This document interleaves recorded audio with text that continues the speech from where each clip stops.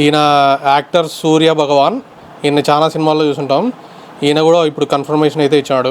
ఈ తెలుగు సినిమా పరిశ్రమలో ఒకడున్నాడు, అతని పేరు ప్రకాష్ రాజ్. అతను క్రైస్తవుడు. అతని కుటుంబం అంతా కూడా క్రైస్తవులే. నాన్న, అమ్మ, చెల్లెళ్ళు, బావమరుదులు, పాస్టర్లు. ఇతని పేరు ప్రకాష్ యాంటోనీ రాయ్. యాంటోనీ తీసివేశాడు, ఎందుకంటే లోకానికి తెలియకూడదు అతను క్రైస్తవుడు. కానీ ఈ సూర్య అని నటుడు అటువంటి వాటిని పట్టించుకోదు.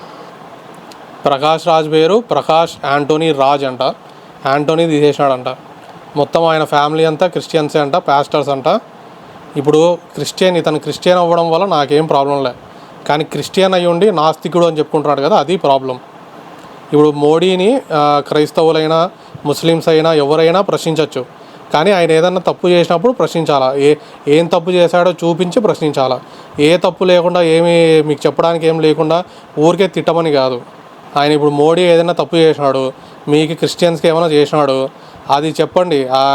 ఏం తప్పు చేసినాడో చెప్పి అప్పుడు తిట్టండి, అంతేగాని ఏ తప్పు లేకుండా జస్ట్ ఆయన హిందూ అయినందుకు తిట్టడం కాదు.